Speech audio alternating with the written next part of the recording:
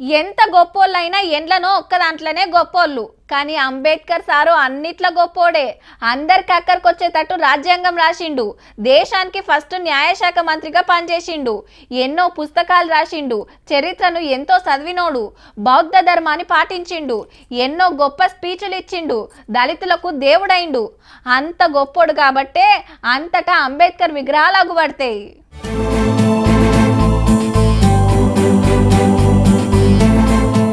మస్తుందిలే. దేశంలా ఇదే పెద్ద విగ్రహం. మరి విగ్రహం 125 అడుగులు, కింద పీఠం ఎత్తు 81 అడుగులు, మొత్తం 206 అడుగులు ఎత్తన్నట్టు విజయవాడలా ఇయాల ఓపెన్ చేసిండు సీఎం సారు. 18 ఎకరాల జాగలా ఇంత ముద్దు గట్టేతానికి 404 కోట్లు ఖర్చయిందట. 120 టన్నుల కాంస్యం, 400 టన్నుల స్టీల్ వాడినరట. దీనికి అంబేద్కర్ జీవిత చరిత్ర చెప్పే స్మృతివనం, 2000 మందికి సరిపడే కన్వెన్షన్ సెంటర్, చక్కటి గార్డెన్, వాటరు, మ్యూజికల్ ఫౌంటైన్లు, వాకింగ్ ట్రాక్లు, పిల్లలు ఆడుకుంటానికి సౌలతులు చేసిండ్రు. స్టాచ్యూ ఆఫ్ సోషల్ జస్టిస్ అంటే సామాజిక న్యాయ మహాశిల్పం అనే పేరు పెట్టిండ్రు.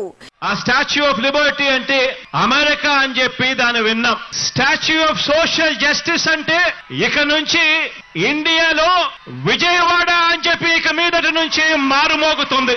దళితులకు అంబేద్కర్ చేసిన సేవలను యాద్ చేసి సీదా చంద్రన్నకు సూటి పెట్టిండు జగనన్న.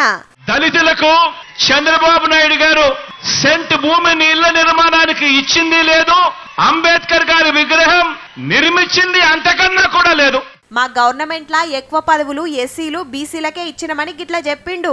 13 జడ్పీ చైర్మన్ పదవులుంటే అందులో 9 నా నా నా నా నేను పిలుచుకుంటా ఉన్నా.